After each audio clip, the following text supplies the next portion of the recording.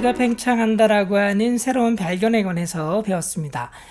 멀리 있는 은하가 가까이 있는 은하보다 더 빠르게 멀어진다라고 하는 허블 르메트리의 법칙이 1920년대에 발견되면서 이 우주는 정적인 상태가 아니라 팽창하고 있다라고 하는 것을 처음으로 발견하게 된 것이죠.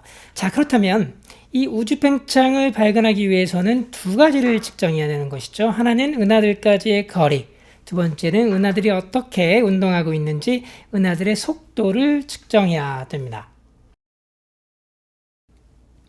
자, 이 은하들의 거리를 측정하는 것은 굉장히 중요합니다. 이 천문학은 거리 측정의 역사라고 할 수도 있죠. 이 거리를 더 멀리 있는 천체들의 거리를 측정하게 될수록 우리는 더 먼 우주까지 탐구할 수 있게 되는 것입니다. 자, 은하들까지의 거리 측정에는 이제 가장 중요한 것이 이 세페이드 변광성이라고 하는 것이 그 중요한 역할을 했습니다. 헤리에타 리비치라고 하는 여성 천문학자가 변광성, 밝기가 변하는 그 변광성들, 특히 세페이드 별자리에서 발견된 그 세페이드 변광성이라고 불리는 별들이 있습니다. 이 별들은 보통의 별들과 다르게 보통의 별들은 이제 밝기가 변하지 않죠. 같은 밝기로 그대로 빛을 냅니다. 그런데 이 변광성은 이 별이 안정되지가 못해서 밝기가 계속 변하는 것들입니다. 그래서 이 변광성, 특히 그 세페이드 변광성들을 관측해서 헨리에타 리빗이라고 하는 그 여성 천문학자가 거리를 측정하는 방법을 알아낸 것이죠. 자, 이렇게 알아낸 방법을 허블이 사용해서 바로 이 은하들까지의 거리를 처음으로 측정하게 됐습니다. 자, 이 거리 측정의 기본적인 원리는 뭐냐면 겉보기 밝기가 멀어질수록 더 어두워진다라고 하는 이 거리 역제곱의 법칙에 있습니다. 만약에 여러분이 촛불을 100개를 갖고 있으면 촛불이 더 멀리 있는 것은 어둡게 보이고 가까이 있는 것은 밝게 보이겠죠. 그래서 원래 촛불의 밝기와 실제로 멀리 떨어져 있는 촛불이 빛나는 밝기를 비교하면 겉보기 밝기가 더 어두워졌으면 더 멀리 있는 것이고 조금 밝으면 가까이 있는 것이겠죠.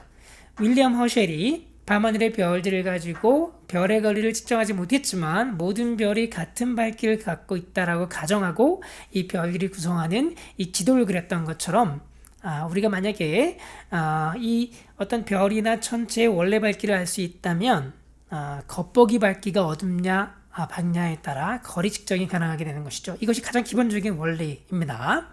자, 그래서 여기서 중요한 거는 뭐냐면 멀리 떨어져 있는 세페이드 변광성이나 초신성은 겉보기 밝기, 우리 눈에 보이는 밝기만 알지 원래 얼마나 밝았는지 알 수가 없잖아요.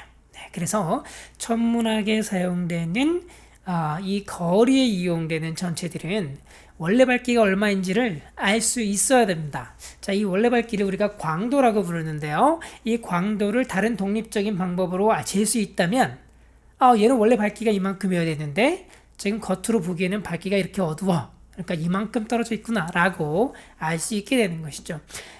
그래서 천문학에서는 우리를 거리를 측정할 수 있도록 해주는 이런 그 특별한 종류의 별이나 천체들을 표준 촛대, 표준 광원 혹은 스탠다드 캔들 이라고 부릅니다. 왼쪽에 있는 그림에 이제 그 밝기, 이런 광도가 알려졌는데요. 밝기와 시간에 따라서 이 밝기가 어떻게 변하는지를 보여준 그림입니다. 어떤 별들은 이 밝았다 어두워졌다 하는 주기가 굉장히 길고 어떤 별들은 빠르게 밝아졌다 어두워졌다 하는 거예요. 근데 흥미로운 사실은 이 빠르게 밝기가 변하는 별들이 원래 밝기가 좀 어둡고 상대적으로 천천히 변하는 변광성들이 상당히 원래 밝기가 밝은 놈이라는 것을 알게 된 것이죠. 오른쪽의 그림을 보면 이렇게 밝아졌다 어두워졌다 하는 그 주기에 따라 이 별들의 원래 밝기가 어떻게 되는지를 보여준 것입니다. 비례관계가 있죠. 한 50일마다 한 번씩 밝아졌다 어두워졌다 하는 별은 굉장히 밝고 한 3, 4일 만에 한 번 밝아졌다 어두워졌다 하는 별들은 원래 밝기가 굉장히 어둡습니다. 그래서 이것을 우리가 주기 광도 관계라고 하는데 거꾸로 원래 밝기를 모르더라도 이 변광성을 매일매일 관측해서 밝아졌다 어두워졌다 하는데 얼마만큼 시간이 걸리는지 그 주기를 재면 그러면 원래 밝기를 알 수 있다는 것이죠. 헨리에타 리빗이 했던 일은 그 마젤란 은하에 있는 병광성들을 연구했어요. 마젤란 은하는 이제 굉장히 멀리 떨어져 있죠. 네, 마젤란 은하는 뭐 대략적으로 한 20만 광년 떨어져 있습니다. 그래서 마젤란 은하 안에 있는 별들의 거리는 다 같다고 가정할 수가 있겠죠.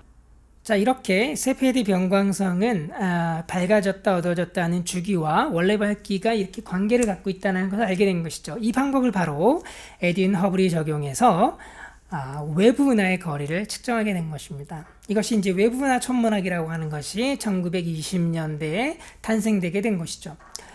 그 당시에는 이 밤하늘에 보이는 별들의 세계 너머에 또 다른 우주가 존재할 것인가에 대해서 많은 궁금증이 있었습니다. 논쟁이 있었죠.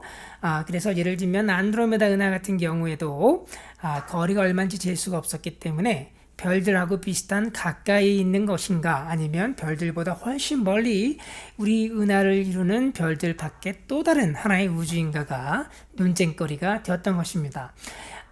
그런데 에드윈 허블은 이 병광성을 가지고 안드로메다에서 발견한 세페이드 병광성을 가지고 주기 측정을 해서 얘네들은 밝기가 이만큼이어야 돼 라고 알아낸 것이죠. 그리고 망원경을 통해서 직접 측정한 겉보기 밝기하고 비교해 보니까 안드로메다 은하는 엄청나게 멀리 있다는 것을 알게 되었습니다. 드디어 이 안드로메다 은하가 우리 은하 내에 속한 것이 아니라 우리 은하하고는 독립된 또 하나의 은하라는 것을 처음으로 알게 된 것이죠. 그래서 이것을 우리가 보통 외부 은하, external galaxy, 외부 은하 천문학이 시작된 시점이라고 할 수가 있습니다. 안드로메다 은하는 바로 그 외부에 있는 또 하나의 은하였던 것입니다. 우리가 가을철에 밤하늘을 보면 이제 은하수가 보이고 은하수 아래로 밝게 빛나는 많은 별들을 볼 수가 있습니다. 그런데 별이 아니라 면적을 가져서 구름처럼 보이는 성운이라고 불리는 것들이 있었죠. 별성자, 구름자입니다. 이 안드로메다 은하의 모습인데요. 지금은 우리가 허블 우주망원경으로 안드로메다 은하를 줌인해서 자세하게 들여다볼 수가 있죠. 이 수많은 별들로 구성되어 있는 안드로메다 은하는 우리 은하 밖에 있는 또 하나의 은하였던 것입니다. 바로 외부 은하였던 것이죠. 안드로메다 은하를 비롯해서 여러 은하들에서 발견된 세페이드 병광성을 이용하면 이 병광성이 밝아졌다 어두워졌다 하는 주기를 측정하고 그 주기를 통해서 원래 밝기를 알아낸 다음에 겉보기에 우리 눈에 보이는 밝기가 얼마만큼 어두워졌는지를 원래 밝기와 비교하면 이 거리를 알아낼 수 있다는 것이죠. 허블과 르메트르가 1920년대에 발견한 이 허블 르메트르 법칙은 은하와 은하 사이에 그 공간이 팽창한다라고 하는 굉장히 놀라운 발견이었습니다. 아인슈타인은 우주의 팽창을 거부했었지만 우주는 정적인 상태, 변하지 않는 그대로가 아니라 우주는 점점 크게 팽창하면서 아주 드라마틱한 변화 과정을 거쳐왔다라고 하는 것이 20세기에 알려지기 시작하게 됐고, 이것이 바로 우리가 우주론, 코스몰로지라고 부르는 우주론이 출발하게 된 시작점이 되는 것입니다. 자, 다음번에는 이 우주 팽창을 기초로 해서 우주의 기원을 연구하는 이 코스몰로지, 우주론이 어떻게 발전하게 되었는지에 관해서 같이 나눠보도록 하겠습니다.